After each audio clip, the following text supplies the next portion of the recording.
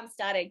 Hey, so welcome to the Sexy Aging Podcast. Cannot freaking believe that we haven't had this catch up yet.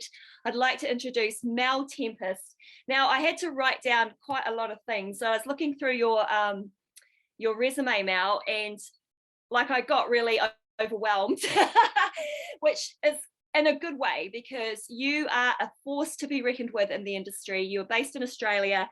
I'm just going to give a few bullet points and then I'm going to ask you to share probably what you want to share most about your journey through the fitness industry. So we are once again touching on fitness and what it means for women in midlife.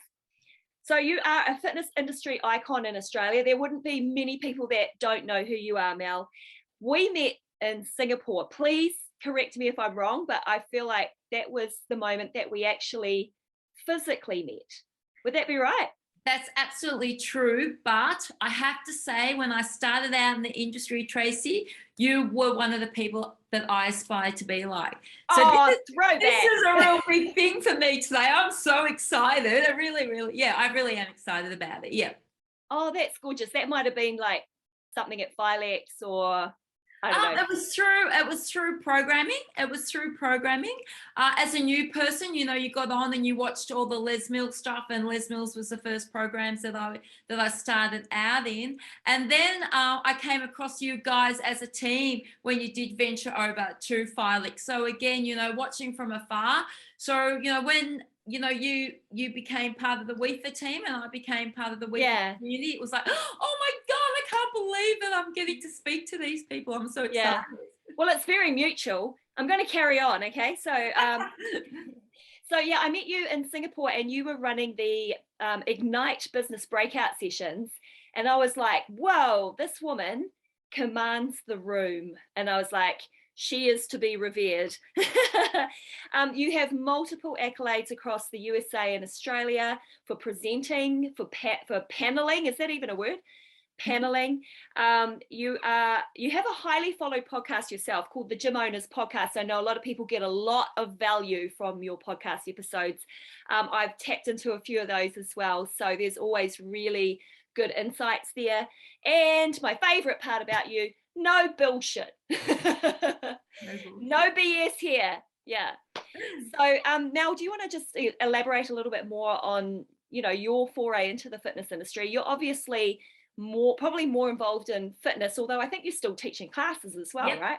Yeah. Awesome. Absolutely. Yeah. Tracy, I got into the industry back in 2003. We opened a club because my fitness coordinator told me I couldn't teach body jam. And so I went home and I said to my husband, I want to open up a gym. And I only had 18 months experience in the industry at that stage. So I was pretty grateful to even have a body step class or something like that. But I really wanted to teach dance. And she said no. And at that time I was in my mid-30s. So I just went home, said to my husband, I want to open a gym. And he said, how much does it cost? And I was like, I don't know. And I just made up this bullshit number that probably really nowadays wouldn't even buy you 2 treadmills. Yeah. That is how the journey started. But it was another 18 months before we finally did open up that gym. And we opened up in a 400 square meter church hall that was renovated into a mini gym, which people now call boutique studios. And our club was actually called Body and Soul Health and Fitness Studio. And everybody said to me back in 2003, why would you put the word studio on the end? Now we're 2022 and it's the most, whoa, you've got a boutique studio. Let's hashtag boutique studio. Yeah. And, we were there for about 4 or 5 years. I opened up Australia's first men's only gym facility. And then about 18 months, 2 years later, we put both the mixed club and the men's only club into a bigger facility, which we're in now. And we're very fortunate that we own the freehold. And this September, we celebrate 19 years in business. So fitness is what made me open up a club. The success of the club is because I like to do things different. I don't want to have what everybody else has got. And that's why we have been successful. And we also understand our community and we have changed with our community. So our demographic that we had in 2005, Trace, is not the same demographic 2010, 2015, 2022. So changing our business along the way is what led us to success. Yeah, so I just want to tap into that. Like, what have you seen from a change perspective with the demographic? What are you noticing in the fitness industry? So like right now, 2022, most definitely my age group are coming back into the clubs. They are wanting to do anything that involves social interaction. So I feel that even though group fitness is huge in our club, I feel circuit classes are more popular than, and I mean this in a good way, are more popular than, say, a barbell class or a step class. So freestyle step is very popular in our club, but anything that allows social interaction and encouraging each other during the workout. So in a barbell class or even in a step class, it's not like you can walk over and go, high fives, Tracy, because she's doing an amazing job. But circuit classes, and that's what HIT is, it's a circuit class. These are bringing people back into the clubs because they've been doing those classes through lockdown. So they've been at home, they're jumping on, they're doing a HIT workout or whatever the class is called. Nobody there to judge them except for the dog or the cat. Yeah. And they can sit down during the class. No one can see them. They can have a rest and then they get back up 30 seconds later, work at their pace, do as much as they possibly can. And what's happened is they now feel confident and comfortable to walk into the club and go, I'm going to come along and try your functional class tonight, or your circuit class, or your HIIT class. And they feel confident and they feel part of everybody else in there and part of that social interaction and all there with the same agenda. So those types of classes are becoming really, really popular, I think, in most clubs. Yeah, no, I'd actually have to agree with you. The circuit style classes with the high five interaction, and even though we're not supposed to touch people don't care. They're like, no I want to be here for the people in front of me, and just having the conversations between the breaks and that stuff is really cool. Whereas if you've got everyone front facing to the instructor at the front, there isn't really that interaction, right? So yeah, I mean, there's a shared collective energy without a doubt, but there's something about everyone being on the floor at the same level, moving around, which I think is really, really cool. Hey, Mel, we've both been in the industry a really long time, but you have a really unique story, and I just want you to just take a little bit of a back step and tell us about your story when you had a bit of a health scare, and it was quite a smash up health scare. So are you happy to share that story with us? Yeah. Okay. I was teaching a body pump class in my own club, and I was on the stage, and instead of telling everybody to get down on their bench because it was a chest track, I told everybody to get down on their chest to work their bench. And I thought to myself, geez, I'm glad the bloody music's loud, because how weird was that? So anyone that's been to my class, Trace, will tell you that I break every rule. The music's up too loud. It's a rock concert. And, so I was like, wow. My kind of class, actually. My kind of class, true. Yeah. And so, and I had a couple of other things going on in my life at that stage. We were running another style of group fitness programs. And so I had a lot going on in my head about, should I stay with them? Should I go? And I went home that night and was sitting on my laptop, and the room took off at about 100 miles an hour. And I was like, whoa, this is not too good. And I had a bit of tingling in the face. Anyway, the short of it is I did the right thing. I went off to the doctors and told them what was going on, and they sent me off for an MRI, which is what you do. And I ignored going back to the doctor to find out what the result was. And the reason that I did that was because when I had the MRI done, I came out the machine, and the nurse in there, who was a male nurse, tapped me on the shoulder and said, I hope everything works out. Now so I was like, nah. I don't think that I've got overloaded pre-Corrie stuff in my brain. There's obviously something else going on. So ignored going back, and I got a phone call, can you come in? So I went in, sat down, and my doctor said, you've got a brain tumour. Now, this is probably the most bizarre part of all of this. So I went on to ask him a few questions. He was very honest and upfront and said, look, I really don't know a lot about this brain tumour. You're going to have to go in and see a specialist in Melbourne, I then got in the car, drove to the gym and taught a freestyle step class. And it's what I love the most. And I realised at that moment, standing on that stage, that should this be a really bad thing for me, that I owe it to the people on the floor to do the absolute most, that I'm still here for them in 5 or 10 years' time. And because they rely on me, and for some people, I've always said this, and you know this too, that coming to the gym is the best part of their day, and they totally rely on us. So the short story of it was that, I went into Royal Melbourne and have a brain tumour, and still have a brain tumour behind the eye in the centre of the brain. And at about year 4, my neurosurgeon told me that, you know, the tumour had grown.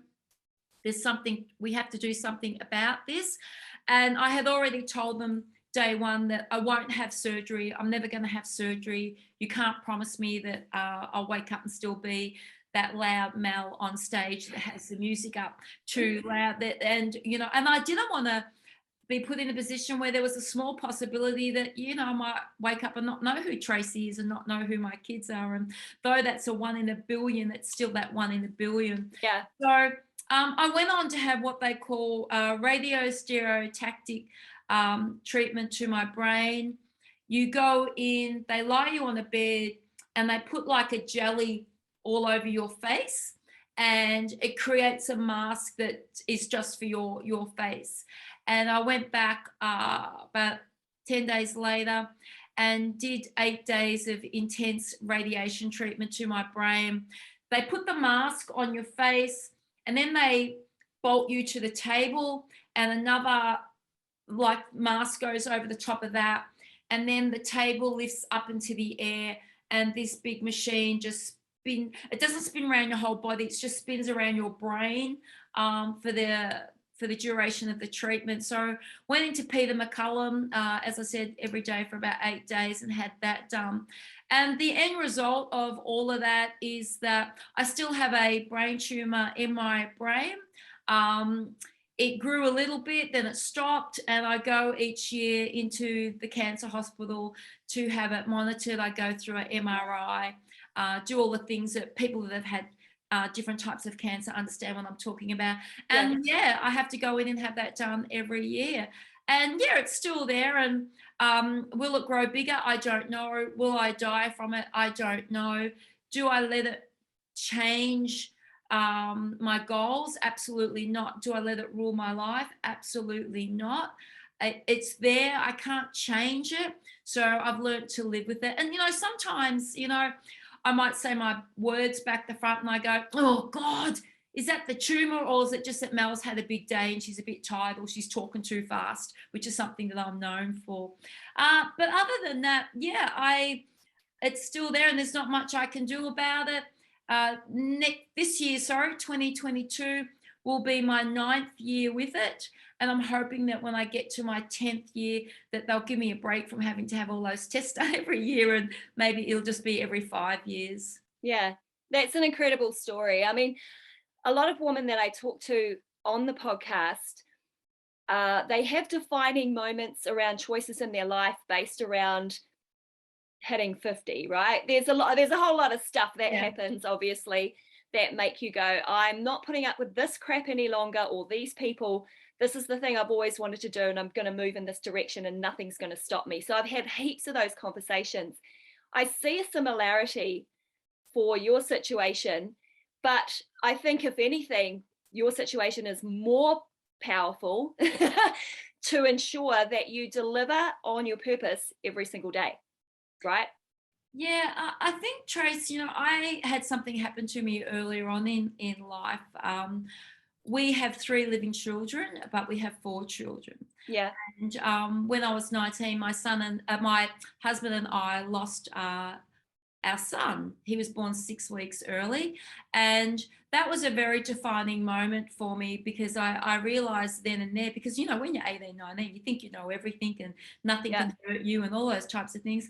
And then I realized then and there that you can't control everything that happens in life, and that the things that are thrown at you, you do have to jump the hurdle and keep moving forward. And there's been many moments with me where I've had to jump the hurdle, move forward, you know, not let those moments define me as a person.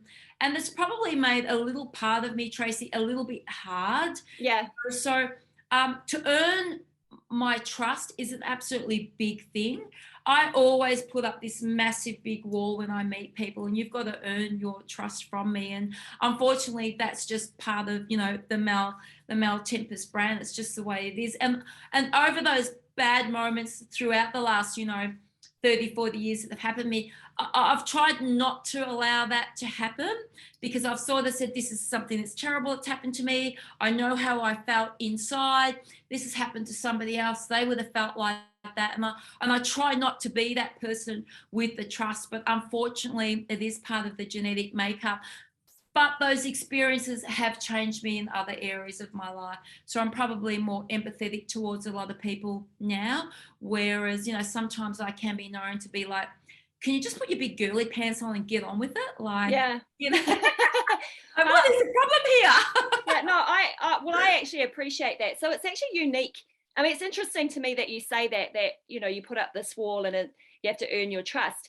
I've never, I mean, we haven't spent a lot of time together, but I've never had that feeling that I would have to prove anything to you. Or, I mean, I can see externally how other people might be intimidated by you. Like, I mean, yeah, I mean, freaking just read your resume and people would be intimidated, but I don't get that feeling at all. I just have a genuine sense of, this is a woman who you do have empathy, and you do take care. I mean, you love people because you get up and teach classes. Now, that's a really unique thing that we both have in common. Like, even through the years, we're still putting ourselves out there, because it's such an empowering, amazing thing that we get to do. You know, if we get to do it, I teach like 2 or 3 classes a week. It's a fucking blessing that I get to do that, you know, and that shared energy and everything. And the really cool thing about being sort of like the age that I am and still teaching is, I actually don't really care what comes out of my mouth anymore. And I can see that people are loving it and having a great time, and that I'm just not thinking about all the things I should be saying. I'm just, you know, and it's really cool. I think you probably feel the same way, right? Oh, absolutely. You know, over the mainly in the fitness industry. So I had a lot for the fitness industry, but mainly in the fitness industry. When I started to decide that I wanted to, I don't know if you want to call it fitness business coach, consultant, whatever, but just help others. It was really interesting, because every time I would post on Facebook, there would be somebody that would be in the background going, you really shouldn't be saying that. You really shouldn't be pissing people off, because if you piss people off, Mel, you know, like, you're not going to be able to do this, and they won't let you do that. And I was just like, I don't get this, because we're here to inspire people to be the best that they can be, and you're telling me to shut the fuck up. Yeah. I don't get it. You know, you've got kids and I've got kids. If your kids come home from school and say, little Johnny's bullying me at school, what do you say to them? Don't put up with that bullshit. You go back there and you give it back. But as an adult, you want me to put up with the bullshit of the fitness industry and shut up. I don't get it. Yeah. I just don't get it. And so I would rather miss out on some of the things that were on my bucket list. I would rather that than falsify the person that I am, because I don't get up every day to go out and deliberately vilify others. I am just honest with who I am. And that's what we're supposed to be as human beings. Yeah. And the other part is, you are 100% entitled to your opinion, because it is based on your personal experience. Yeah. Right. So yeah, it's good, because it's open to debate. It just creates amazing debate. So I just want to take a segue here, but it is kind of similar to what we're talking about. The fitness industry hasn't traditionally been so kind to women of our vintage. It feels like we have to smash a few walls down and, you know, clear out the glass ceiling and sit a few people down. obviously, we're starting to see more women doing that and successfully doing that. My personal experience in Asia working across corporate fitness, when I arrived and when I left, there was not enough significant change that I would be satisfied. What's your experience with this? Man, I think we need to put our boxing gloves on and smash a few Yeah, drawers. baby. Smash a few drawers because you know what?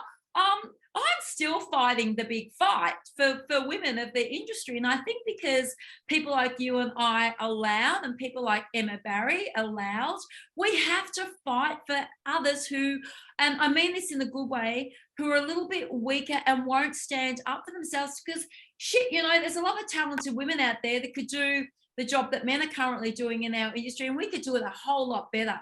And I say that because females are the biggest consumers in our industry. So there should be more females heading up our industry. And I find that the men that head up parts of our industry are from the old school. You know, this is the way it's done and this is how it's always been done. And you've only been in the industry 20 years, Mel. Well, I've been in the industry 30 years. Well, what the fuck have you done in your last 30 years? You know what? I think I've done a frigging lot more than what you have done. And again, I mean this not too much in a negative way, but less women seem to kiss ass and drop to their knees than men do to get where they want to go. And I just think that, you know, we are still fighting the fight to be heard, to be seen, and to be put into positions of leadership. We don't threaten men.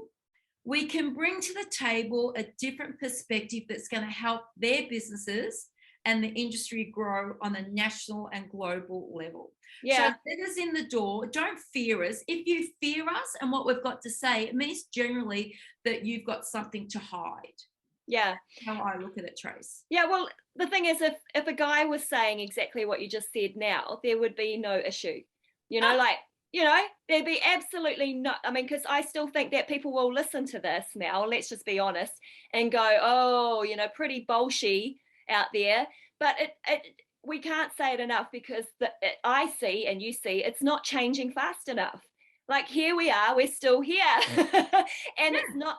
And that's why I said I went into Asia 20 years ago. I left last year. I didn't see enough change to be satisfied with the change. Therefore, I'm going to make a change for myself in a more unique, authentic way that expresses myself better. Physical aging aside, Mel, what are the top 3 lessons that you've learnt and you apply to yourself daily to achieve your goals? And I know that you're doing some pretty big, hairy, audacious goals every day. 3, you know, I get up every day and, you know, I just be the best that I can be. And I grab people by the hand that I can see that are probably suffering a little bit and need a little bit of a helping hand.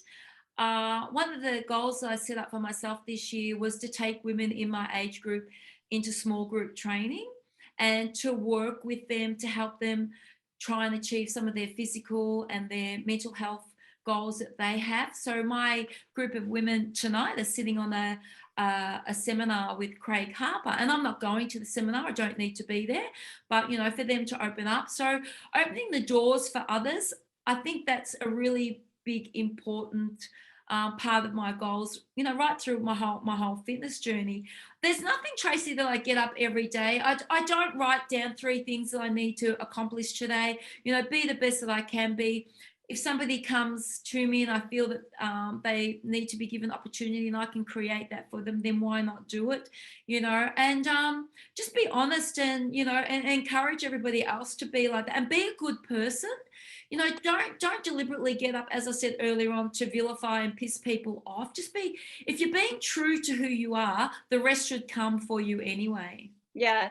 Yeah, no, thanks for that inspiration, Mel. That's I think a lot of people will resonate with that. It's just really awesome to hear someone verbalize it, you know. All right, so I've got a couple of quick fire questions, just so we can get to know you a little bit more and have a bit of fun with this. Coffee or tea? Oh, coffee! I knew that. You're in Melbourne. It's like, isn't that like the most iconic place for coffee? Coffee. Yeah. And then the next is Wellington, where I'm from. So, we're like sister cities, but I'm not living in Wellington because it's too cold. All right, mojito or margarita? Oh, mojito. Cat or dog? Oh, I've got one of each. Oh my God. How do you choose? It's like choosing children. Don't. I can't. All right. Tropics or winter? Tropics. Yes, that's cool. Hey, Mel, thank you so much for this amazing interview. I know that there'll be people that will be like Googling Mel Tempest. And I'm so pleased that we finally got to catch up on sexy aging. Thanks, Tracy. It's been an absolute pleasure. And thank you for having me. Yes.